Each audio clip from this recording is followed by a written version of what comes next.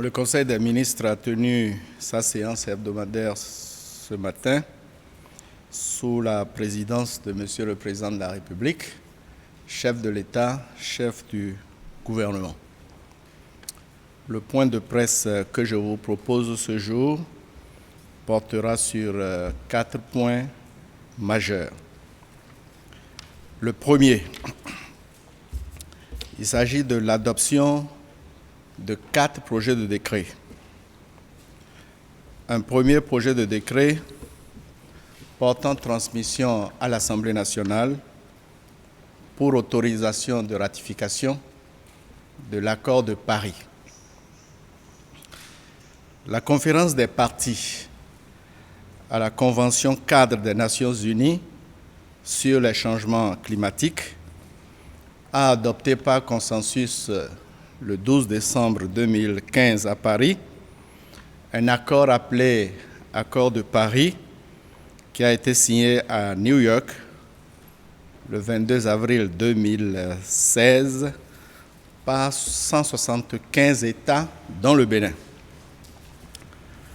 Au terme de cet accord, tous les pays s'engagent à lutter contre les changements climatiques sur la base des principes d'équité et de responsabilité commune, mais différenciés.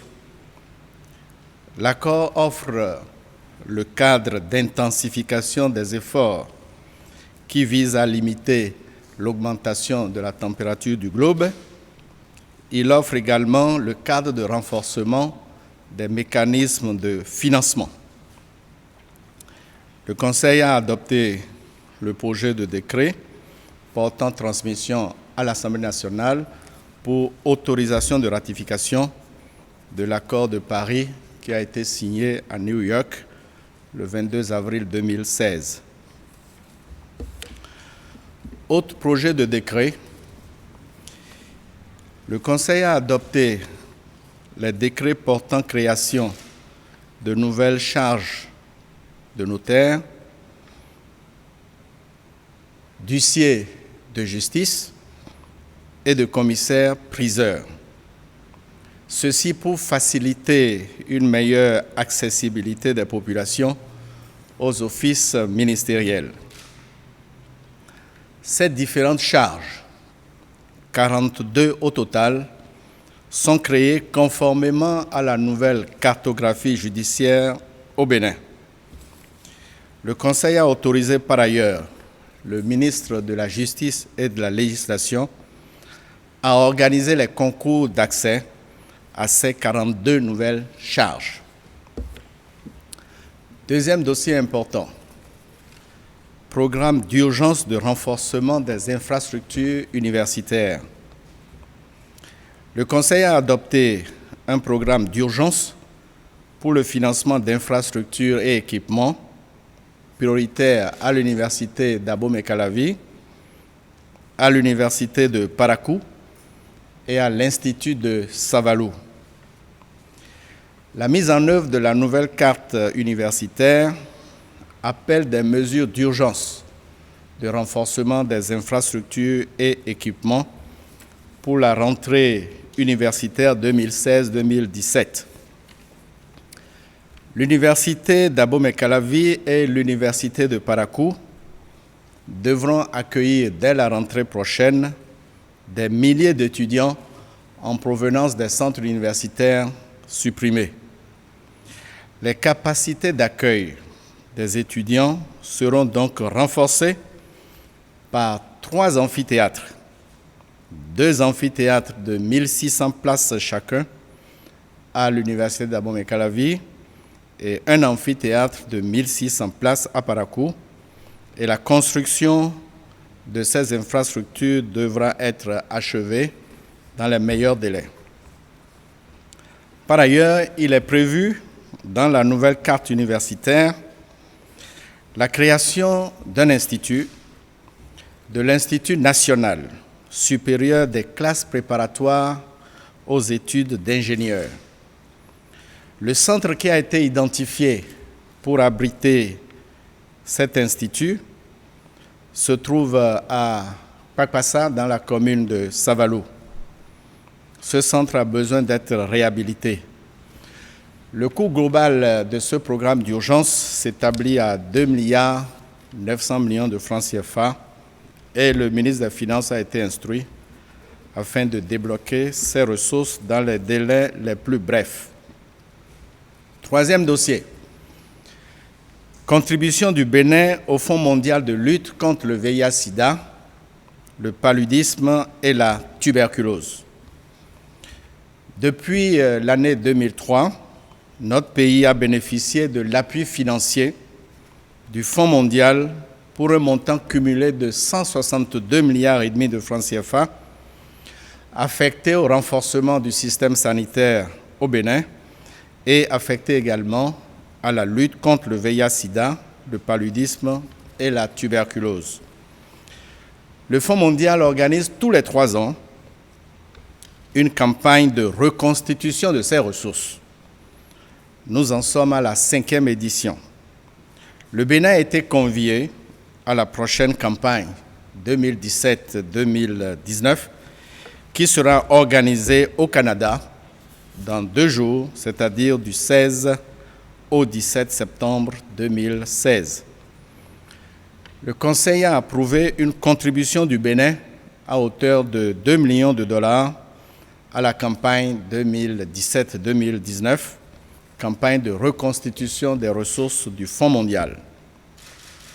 4e dossier, il s'agit du drame survenu à Avamé, dans la commune de Tori-Bosito.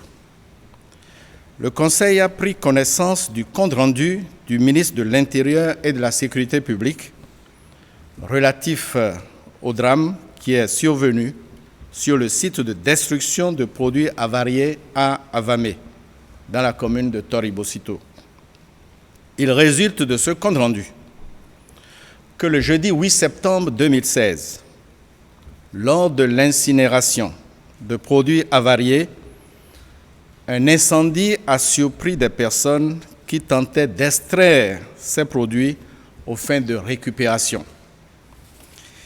Il en résulte également que 92 personnes ont subi de graves brûlures, dont 16 décès, malheureusement, à la date du 13 septembre 2016. Aussitôt informé le 8 septembre 2016, le gouvernement a pris des mesures urgentes, notamment la prise en charge systématique des victimes et l'ouverture d'une enquête judiciaire. Le gouvernement, bien entendu, déplore cette situation grave et malheureusement récurrente. Le drame d'Avamé est né, d'une part, d'un manquement professionnel sur la chaîne opérationnelle de l'activité d'incinération et, d'autre part, d'une violation des lois et règlements. Il ressort des premiers éléments d'analyse que l'opération est frauduleuse pour 2 raisons. La première, le promoteur n'a pas obtenu au préalable l'agrément nécessaire pour l'exercice de cette activité. Deuxième raison, la procédure de destruction des produits avariés n'a pas été respectée et l'opération n'a pas été sécurisée à la mesure des risques potentiels. Ceci met donc en jeu des responsabilités à divers niveaux au regard de la complaisance et de la négligence relevées. Le Conseil a pris acte des sanctions administratives prononcées par les ministres suivants: le ministre en charge de l'Intérieur et de la Sécurité publique, le ministre délégué chargé de la Défense nationale et le ministre chargé de l'Économie et des Finances. Sanctions administratives prononcées par ces 3 ministres à l'encontre du commissaire de police de Tori-Bosito, du chef de brigade de la gendarmerie de Tori-Bosito et du chef dépôt de douane. Ces 3 agents ont été relevés de leurs fonctions.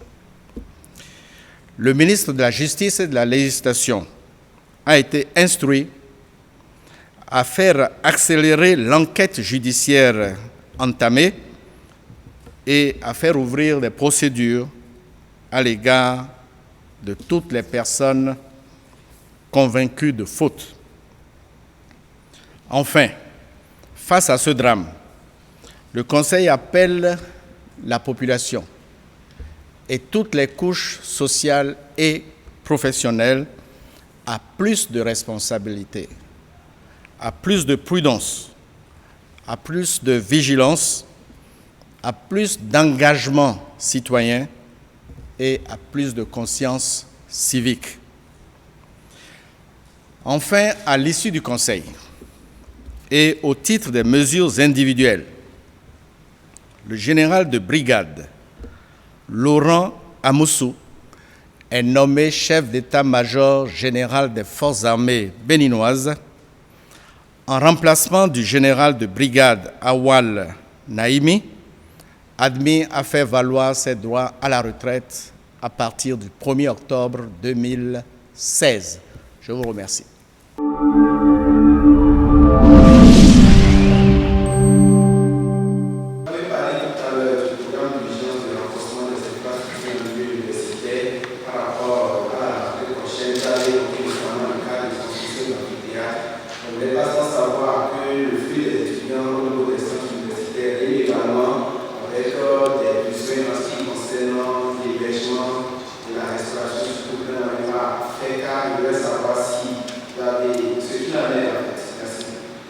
Donc, je vous ai parlé du programme d'urgence qui relève directement du gouvernement et donc qui appelle des besoins de financement urgents. Bien entendu, il y a d'autres éléments qui entreront en ligne de compte, dont l'hébergement. Les autorités universitaires sont là pour aider. Le ministre de l'Enseignement supérieur et de la Recherche scientifique qui a évoqué ces problèmes est tout à fait disponible aussi pour apporter sa contribution. Voyez-vous, c'est chacun de nous qui doit prendre en charge l'importance de cette question. Donc, il ne s'agit pas de penser que le gouvernement fera tout. Le gouvernement fera ce qui est dans son rôle. Les autorités universitaires feront ce qui est de leur rôle. Et les populations aussi, les parents d'élèves, accompagneront les étudiants.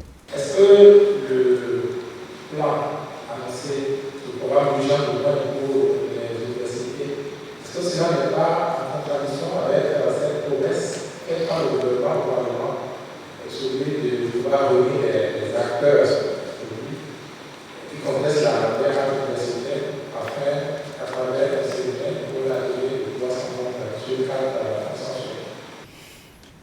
Écoutez, ce n'est pas tout ce qui se fait qu'on voit. Ça, c'est important. Il y a un dialogue qui est en cours entre certains acteurs, les honorables et certains membres du gouvernement. Dialogue chapeauté par ailleurs par le chef de l'État lui-même. Vous savez que la semaine dernière, nous avons eu, disons, une rencontre avec les présidents de commission au Parlement. Renouer le dialogue est important. Le chef de l'État prendra le relais sous peu. Mais ne pensez pas un instant que rien ne se fait. Beaucoup de choses se font et vous découvrirez en temps utile ce qui va se passer.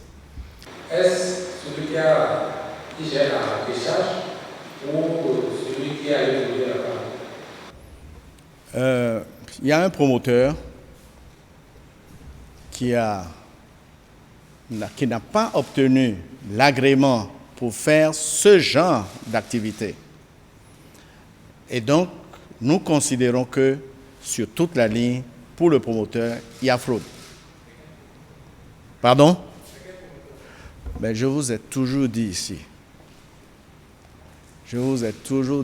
que ce qui est important, ce sont les principes. Ce n'est pas les noms. Ce sont les principes, ce n'est pas les noms. Vous découvrirez les noms plus tard.